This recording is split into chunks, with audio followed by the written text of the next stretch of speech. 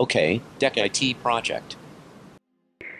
เนาะสำหรับคลิปนี้ก็จะมาแนะนำวิธีการสร้างบัญชี Gmail เนาะ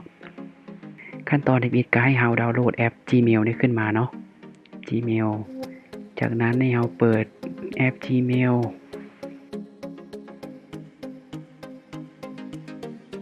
เราก็จะสังเกตเห็น Sign in เนาะกดเข้าไป Sign in ให้เราเลือกไปที่ Google เนาะ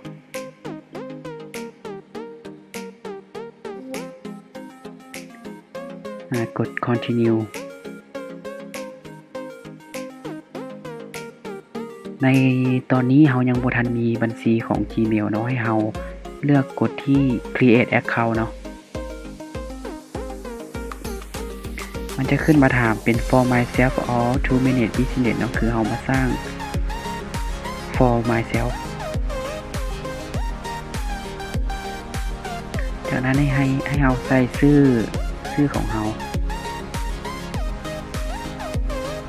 ตัวนี้เราสามารถใส่ชื่อแท้ของเราเลยเนาะ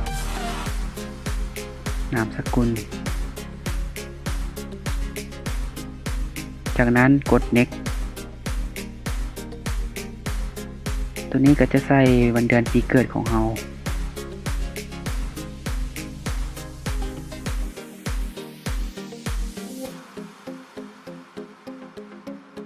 ปีส่วนสำหรับปีในการตั้ง Gmail เนาะคือในกฎของการสร้างบัญชี Gmail จะต้องมีอายุสูงกว่า13ปีหรือว่าอายุต้อง13ปีขึ้นไปเนาะจึงสามารถสร้างบัญชี Gmail นี้ได้เนาะเลือกเพศจากนั้นกด next ขั้นตอนต่อไปก็ให้เรามาเลือก Gmail address เนาะ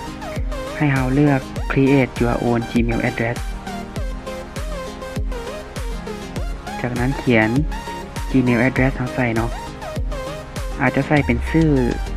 พร้อมนามสกุลเลยก็ได้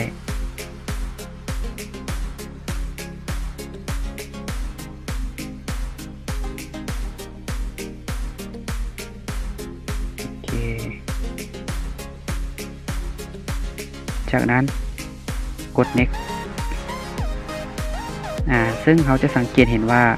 user ตัวนี้เนาะมีคนใช้แล้วคือเราต้องได้เปลี่ยนบ่ให้มันซ้ำกันเนาะเปลี่ยนเป็นตัวอื่นโอเคได้แล้วจากนี้ให้เราสร้างพาสเวิร์ดรหัสผ่านเนาะซึ่งในการสร้างรหัสผ่านก็คือต้องมีตัวอักษรใหญ่เนาะอักษรน้อยมีสัญลักษณ์แล้วก็มีตัวเลขเนาะโอเค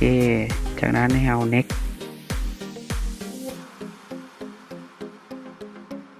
มาฮอดขั้นตอนนี้ก็เราจะต้องเพิ่มเบอร์โทรศัพท์เข้าไปเนาะซึ่งข้อดีของการเพิ่มเบอร์โทรศัพท์เข้าไปก็คือเวลาเราลืมรหัสบัญชี Gmail เนาะก็คือเราสามารถไปรีเซ็ตพาสเวิร์ดหรือว่าไปรีเซ็ตรหัสได้หรืออีกกรณีนึงก็คือถ้าเราเพิ่มเบอร์โทรศัพท์ลงไป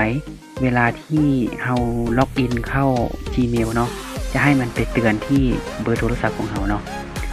ก็คือในตอนนี้เราจะสกิปไปก่อนเนาะอย่างบ่ได้เพิ่มเทื่อ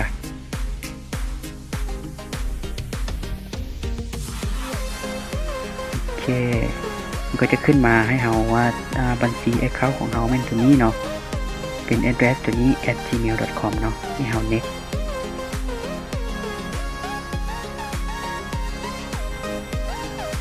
ตัวนี้ก็ให้เราอ่านให้เราเลื่อนลงมาเขาจะสังเกตเป็น agree เนาะกดที่ agree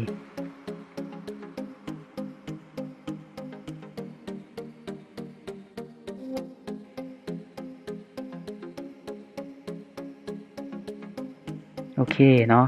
ถือว่าเพียงเท่านี้เราก็จะได้บัญชี Gmail ของเราแล้วเนาะสำหรับคลิปนี้ก็ขอจบเท่านี้เนาะเดี๋ยวสำหรับคลิปต่อไปก็จะมาแนะนำวิธีการตั้งค่า Gmail ของเราให้ปลอดภัยเนาะ